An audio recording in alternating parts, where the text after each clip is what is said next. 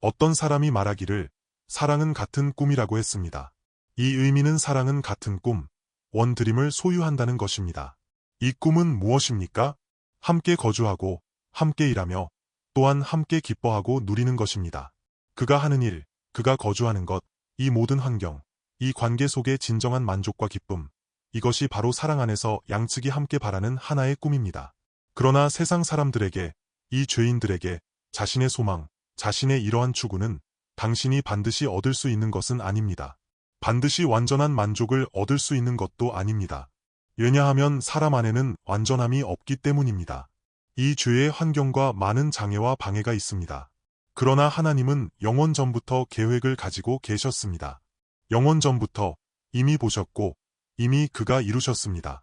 그가 어떻게 우리를 완전히 그의 임재 안으로, 그의 영원한 사랑의 관계 안으로 데려오셔서 우리로 하여금 그와 함께 이 영생을 누리게 하고 그와 함께 하나님이 나를 위해 예비하신 모든 것, 그의 풍성한 천국 생명의 사랑을 소유하게 하셨습니까?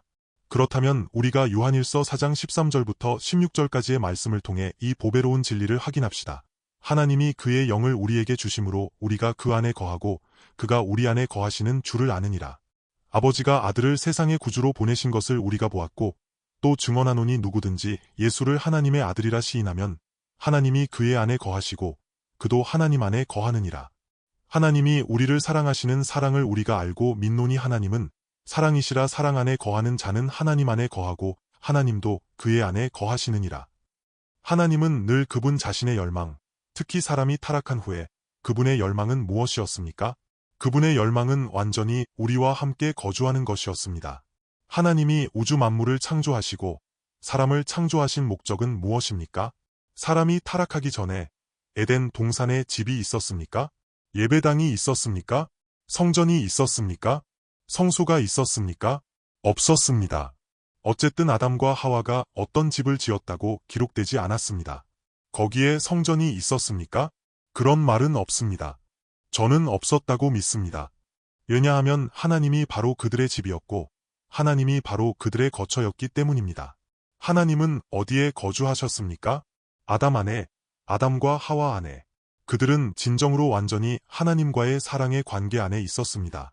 이 7날, 영원하고 완전한 이 하나님의 나라의 공간, 이 관계 안에서 하나님이 사람 안에 거주하셨습니다. 하나님이 사람을 창조하실 때 그의 생명으로, 그의 사랑으로 사람을 창조하시고 그의 생명, 그의 사랑을 사람에게 주시고 사람을 그분 안에 두셨으며 그분도 이 사람 안에 거주하셨습니다. 하나님은 아버지, 사람은 그의 아들로서 이러한 완전한 사랑의 관계가 있었습니다. 사람이 하나님의 말씀에 온전히 아멘하고 그에게 순종하고 그를 사랑할 때 하나님이 바로 그들의 거처였습니다. 그러나 사람이 타락한 후에는 더 이상 이러한 관계 안에 있지 않았습니다. 사람은 더 이상 하나님 안에 거주하지 않고 죄가 사람 안에 있었습니다. 그러나 하나님은 사람과 교제하기를 매우 원하셨지만 사람 안에는 사망, 죄의 저항이 있었습니다. 그래서 하나님은 사람에게 가죽옷을 입게 하시고 희생이 있게 하셨으며 그리고 하나님께 제사를 드리게 하셨습니다. 희생을 사용하여 제사를 드린 것은 사람 안에 죄를 가려야 했기 때문입니다. 그때부터 시작해서 사람이 타락한 후에 시작해서 하나님의 그분의 열망은 다시 새롭게 되기를, 하나님이 사람과 완전히 함께 거주하기를, 함께 임재하기를, 이러한 하나의 관계가 회복되기를, 그분은 이러한 열망, 이러한 계획을 가지고 계셨습니다. 보십시오. 창세기에서 특별히 두드러지는 한 단어는 하나님과 동행하는 것입니다. 에녹이 하나님과 동행했습니다. 하나님과 동행하는 것, 한 사람이 하나님과 동행할 수 있는 것입니다. 이것이 바로 창세기에서 가장 영광스럽고 가장 완전한 하나님의 은혜, 하나님의 축복입니다. 노아도 하나님과 동행했고 아브라함도 하나님과 동행했습니다. 하나님은 아브라함이 그의 친구라고 말씀하셨습니다. 이것은 창세기에서 하나님이 사람에게 나타내 보이신 영광스러운 은혜입니다. 그러나 출애굽기에 이르렀을 때는 달랐습니다. 하나님의 열망을 나타내 보이시려고 했습니다. 출애굽기 25장 8절에서 내가 그들 중에 거할 성소를 그들이 나를 위하여 짓되, 이 의미는 출애굽기 때에는 하나님이 사람과 동행하는 것으로는 만족할 수 없었습니다. 내가 그와 함께 걸을 때, 때가 되면 무엇입니까? 각자 자기 집으로 돌아가서 거주해야 합니다. 그러나 진정으로 하나님의 열망은 출애굽기 때에 명령하시기를 내가 그들 중에 거할 성소를 그들이 나를 위하여 짓되. 그래서 하나님은 율법 안에서 모세에게 분부하고 요구하시기를 성소를 만들라고 하셨습니다. 그런데 이 성소는 바로 그 해막과 장막으로 나타났습니다. 보십시오. 출애굽기 40장 33절부터 35절까지를 보면 모세가 하나님의 말씀대로 하나님의 율법의 요구대로 이 성소를 다 지었을 때 하나님의 영광이 이 성소 안에 가득 찼습니다.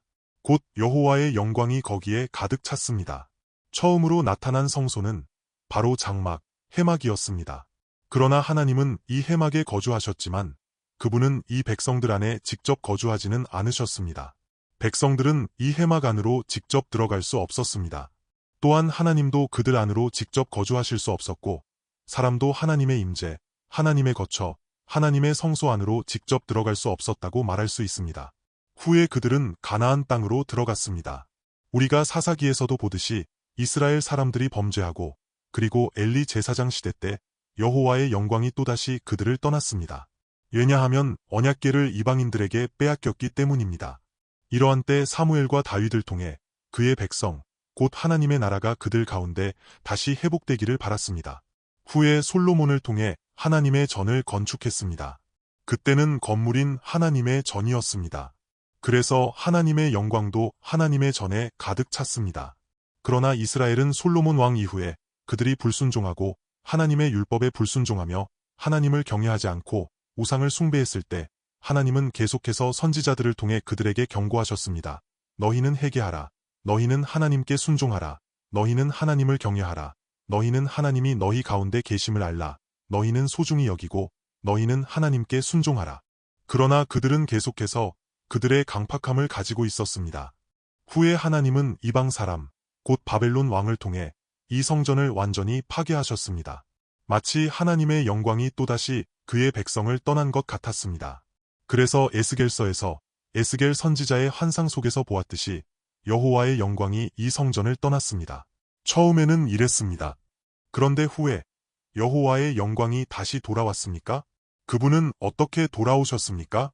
신약에서 바로 하나님의 아들 예수 그리스도를 통해 그분은 하나님의 영광이시고 그분은 하나님의 전이시며 말씀이 육신이 되시어 은혜와 진리가 충만하였습니다. 그리고 그분은 요한복음 2장 18절부터 22절에서 말씀하셨습니다. 이에 유대인들이 예수께 말하기를 내가 이런 일을 행하니 무슨 표적을 우리에게 보이겠느냐. 예수께서 대답하여 이르시되 너희가 이 성전을 헐라 내가 사흘 동안에 다시 세우리라. 유대인들이 이르되 이 성전은 46년 동안의 지었건을 내가 사흘 동안에 다시 세우겠느냐 하더라. 그러나 예수는 성전된 자기 육체를 가리켜 말씀하신 것이라. 그러므로 죽은 자 가운데서 살아나신 후에야 제자들이 이 말씀하신 것을 기억하고 성경과 예수께서 하신 말씀을 믿었더라. 그분의 십자가와 부활을 통해 그분은 하나님의 전이 되셨습니다. 실제로는 구약에서도 이렇게 말했습니다. 구약에서는 매우 분명합니다. 이 자체가 하나님의 나라입니다. 하나님의 나라는 그 땅이고 그 땅은 성전, 성소, 곧 여호와의 기업의 산을 예표하며 이것은 하나님의 집입니다. 그리고 약속된 그 자손은 하나님의 아들입니다. 그분 자체가 구약에서도 이것은 해막, 성소, 성전이었으며 계속해서 상징했습니다. 후에는 바로 진정한 성소, 진정한 하나님의 전, 하나님의 거처가 되었습니다. 하나님은 어디에 거주하십니까? 정말로 그분을 알고 정말로 그분을 사랑하고 정말로 순종하는 사람 안에 거하십니다. 그러나 사람의 생명, 죄인의 생명은 정말로 알 수 없고 정말로 사랑할 수 없으며 정말로 그분께 순종할 수 없습니다. 왜 유대인들에게 공격당하고 그들에게 십자가에 못 박히거나 혹은 그들에게 맞아 죽었습니까? 주 예수님과 스데반을 고발한 죄목은 무엇이었습니까? 성소를 모독하고 성전을 모독한 것입니다. 그러나 스데반의 설교 안에는 이렇게 말했습니다. 하늘은 나의 보좌요 땅은 나의 발등상이니 너희가 나를 위하여 무슨 집을 지을꼬? 나의 안식할 처소가 어디냐? 보세요. 하나님은 온 우주 만물도 감히 담아낼 수 없으신 분입니다. 그분은 만유보다 크신 분인데 어떻게 사람의 손으로 지은 이 전 안에 거주하실 수 있습니까? 하늘은 나의 보좌요 땅은 나의 발등상인데 사람이 무슨 집을 짓겠습니까? 사람이 하늘을 꿰뚫는 하늘보다 더 큰 하늘, 땅보다 더 큰 발등상을 지을 수 있습니까? 나의 안식할 처소가 어디냐? 오직 이 하나님의 아들 안에서만 그분이 만족하시고 안식하십니다. 왜냐하면 그분이 정말로 그분을 사랑하고 정말로 그분께 순종하시기 때문입니다. 오직 그분만이 하나님의 전이시고 하나님은 이러한 거처를 원하셨습니다. 하나님의 소망, 하나님의 열망은 그의 아들 같은 그러한 성소, 그러한 거처에 거주하는 것입니다. 고린도전서 6장 19절에서도 말했습니다. 너희 몸은 너희가 하나님께로부터 받은 바 너희 가운데 계신 성령의 전인 줄을 알지 못하느냐. 너희는 너희 자신의 것이 아니라 그분은 너희의 몸, 곧 너희 자신, 이 자체가 하나님의 전이라고 말씀하셨습니다. 그렇다면 하나님이 어떻게 우리 안에 거주하시려고 하십니까? 요한일서 4장 14절부터 이미 매우 분명하게 나타내 보입니다. 그분이 어떻게 우리 안에 거주하십니까? 하나님이 그의 영을 우리에게 주심으로 우리가 그 안에 거하고 그가 우리 안에 거하시는 줄을 아느니라. 우리가 요한복음 14장 15절부터 18절을 봅시다. 너희가 나를 사랑하면 나의 계명을 지키리라. 내가 아버지께 구하겠으니 그가 또 다른 보혜사를 너희에게 주사 영원토록 너희와 함께 있게 하리니 그는 진리의 영이라. 세상은 능히 그를 받지 못하나니 이는 그를 보지도 못하고 알지도 못함이라. 그러나 너희는 그를 아나니 그는 너희와 함께 거하시며 또 너희 속에 계시겠음이라. 내가 너희를 고아와 같이 버려두지 아니하고 너희에게로 오리라. 여기서 말합니다. 너희가 나를 사랑하면 요즘 계속해서 확인하고 있습니다. 나의 계명을 지킬 것이다. 너는 나를 좋아하느냐? 의미는 나의 이 생명을 좋아하느냐? 나는 바로 하나님의 전이고 하나님이 내 안에 거주하시며 나도 하나님 안에 거주한다. 이것은 이 세상을 이기고 또한 하나님의 사랑, 기쁨과 만족으로 가득 차 있다. 너는 좋아하느냐? 너가 나를 사랑하면 나의 계명을 지킬 것이다. 곧 너는 이 사랑의 이 생명을 받아들여야 한다. 그렇다면 내가 구하겠다.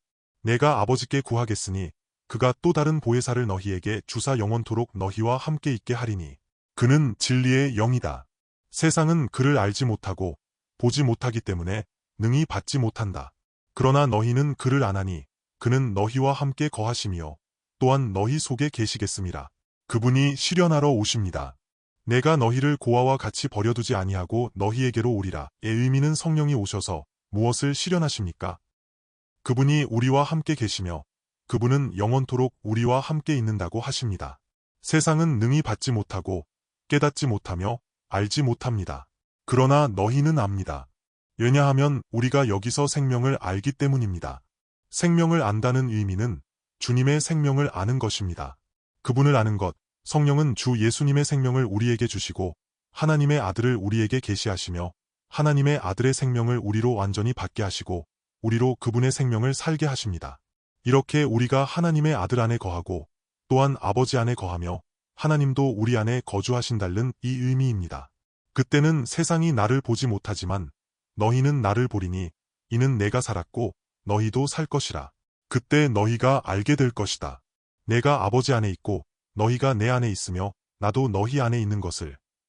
이 성령이 우리에게 임하여 성령을 통해 내가 주님 안에 있고 그분도 내 안에 계심을 실현하는 것입니다.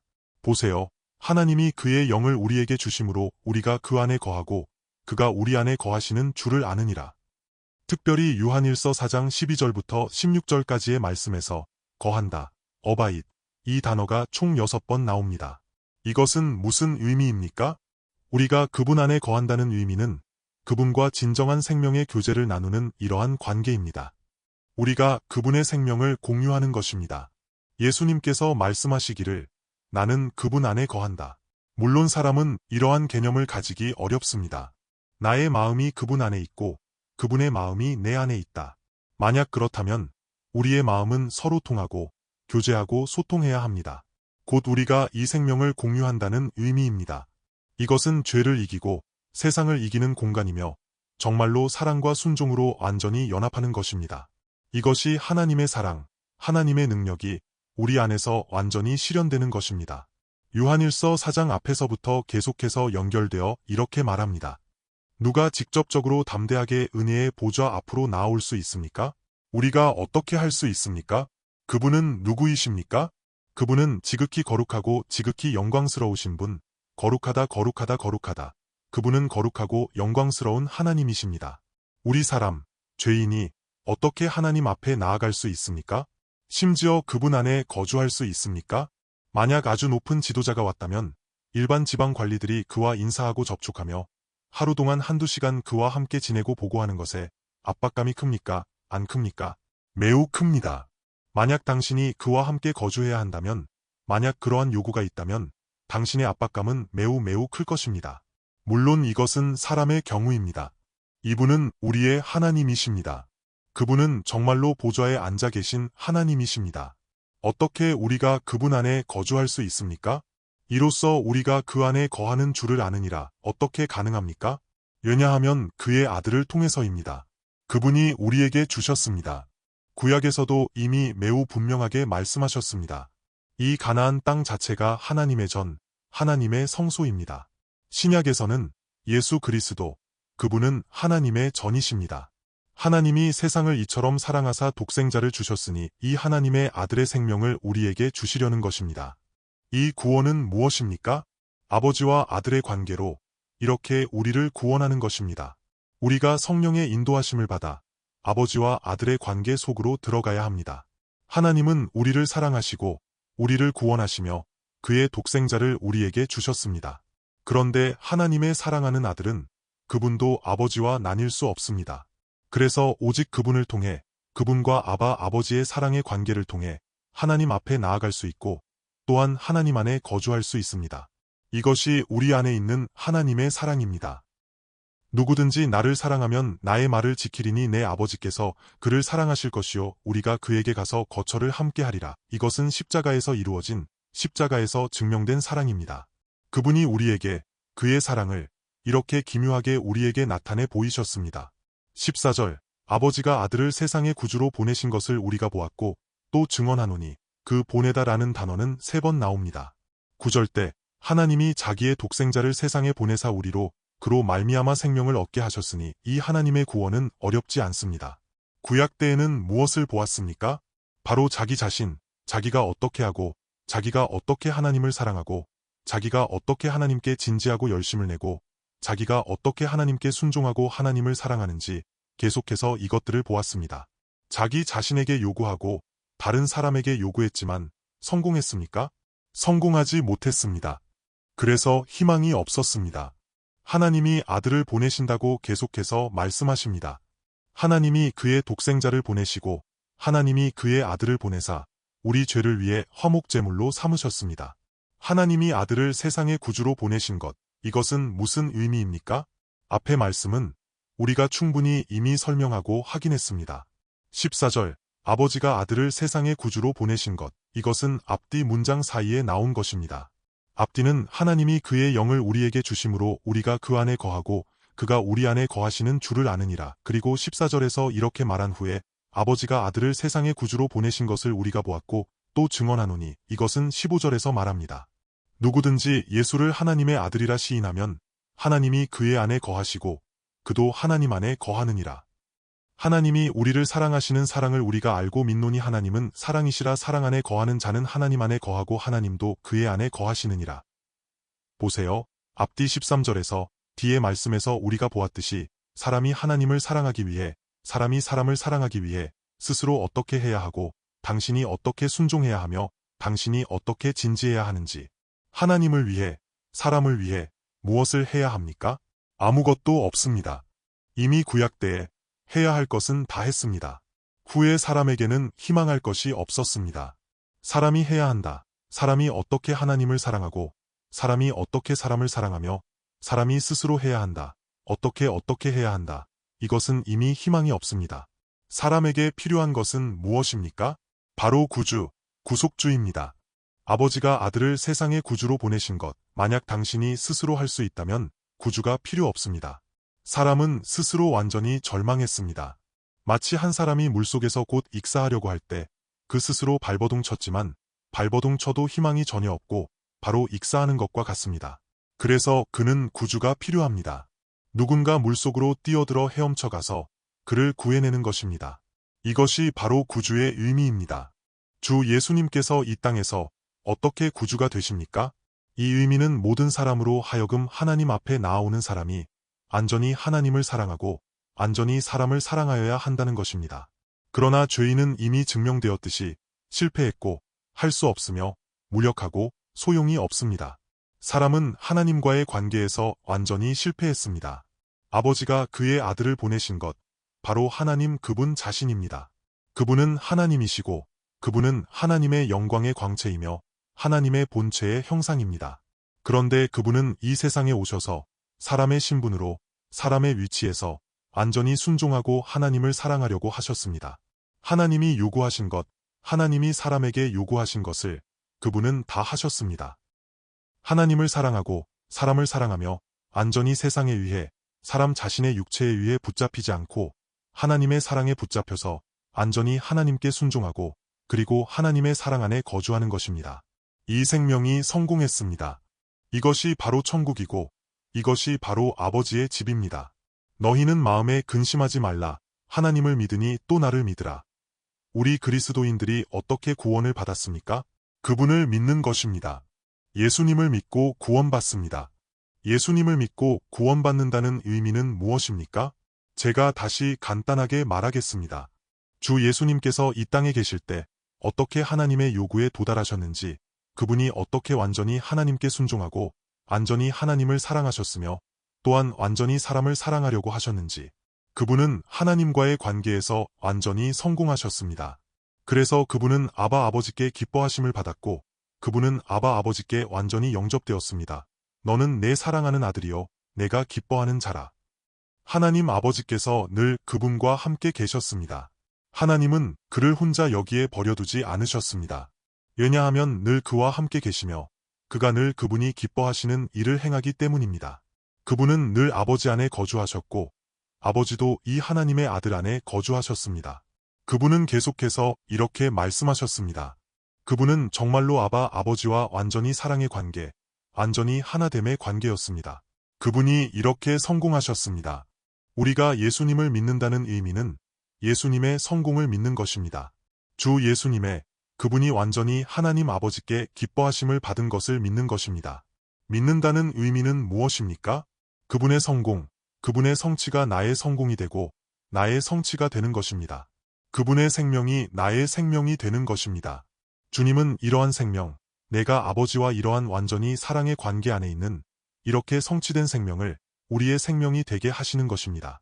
이것이 바로 아버지가 아들을 세상의 구주로 보내신 의미입니다. 왜냐하면 하나님이 요구하시는 완전함, 그분의 표준은 하나님의 아들이 완전히 이룬 이 표준이기 때문입니다. 누가 도달할 수 있습니까? 그래서 제자들은 근심했습니다. 그분을 완전히 따를 수 없고 완전히 주님을 사랑할 수 없었습니다. 주님께서 말씀하셨습니다. 너는 근심하지 말라. 하나님을 믿으니 또 나를 믿으라. 내 아버지 집에는 거할 곳이 많다. 이 의미는 누가 아버지 안에 거할 수 있습니까? 이 하나님의 아들입니다. 그래서 그분은 우리를 그의 생명의 표준, 그의 생명의 표준으로 데려가십니다. 그래서 직접적으로 그의 생명을 우리에게 주시고 성령을 통해 우리에게 주시는 것입니다. 우리가 하나님 앞에 나아올 때 과거의 그 작은 이씨가 아니고 과거의 그 자신감 없는 그 작은 왕씨가 아닙니다. 하나님 앞에 나아올 때 사는 것은 내가 아니라 사는 것은 하나님의 아들, 바로 그리스도입니다. 요한계시록에서도 말했습니다. 그날에 이 이름, 그의 이마에 한 이름이 기록되어 있는데 오직 그 자신만 알고 다른 사람은 모른다. 이 이름은 무엇입니까? 오직 하나님의 아들, 하나님 아들의 이름입니다. 아버지가 아들을 세상의 구주로 보내신 의미는 주님께서 이 땅에서 아바 아버지와의 관계에서 이루신 것, 완전히 하나님을 사랑하고 완전히 아버지를 사랑하며 완전히 하나님의 사랑의 생명을 살아내신 것입니다. 그분은 하나님의 사랑이십니다. 우리는 이 생명, 이 사랑을 소유합니다. 주님은 그의 자신의 생명을 나에게 주셨습니다. 나는 포도나무요 너희는 가지니 너희는 늘 나의 사랑 안에 거하라. 너희는 늘 나의 생명 안에 거하라. 나는 사랑이고 나의 이 생명은 거룩함과 이로움이 있으며 또한 육신 안에서 하나님의 완전한 사랑의 생명을 완전히 살아내려고 합니다. 이 생명이 우리의 구원입니다. 이 하나의 관계, 우리가 오늘 받는 산 생명의 관계, 이것이 바로 영생입니다. 이렇게 된 후에는 그 아래의 말씀은 매우 분명하고 매우 자연스럽습니다. 우리가 말하기를 본 것을 증언한다고 합니다. 보세요. 요한은 주님과 아바 아버지의 어떻게 완전한 사랑의 관계인지, 그분이 어떻게 완전히 하나님께 순종하셨는지를 보았습니다. 주님께서도 제자들에게 말씀하셨습니다.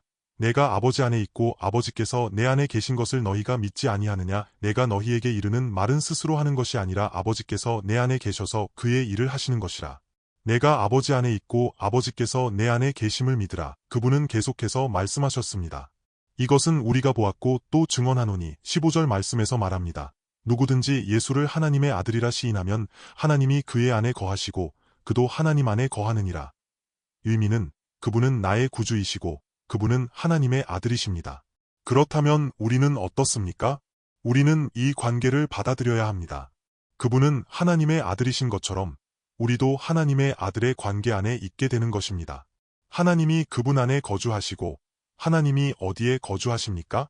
아들 안에 거주하십니다. 죄인 안에는 거주하실 수 없습니다. 누가 하나님 안에 거주합니까? 하나님의 아들, 그분도 하나님 안에 거주하십니다.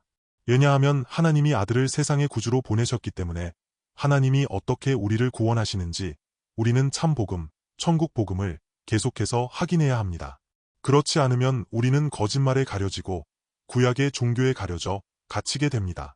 하나님은 우리를 위해 천국을 예비하셨고 하나님은 우리를 위해 참 사랑을 예비하셨으며 하나님은 우리를 위해 하나님이 기뻐하시는 완전한 관계를 예비하셨습니다.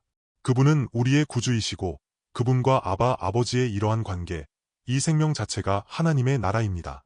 그분이 우리를 흑암의 권세에서 건져내어 우리를 그의 사랑의 아들의 나라로 옮기셨습니다.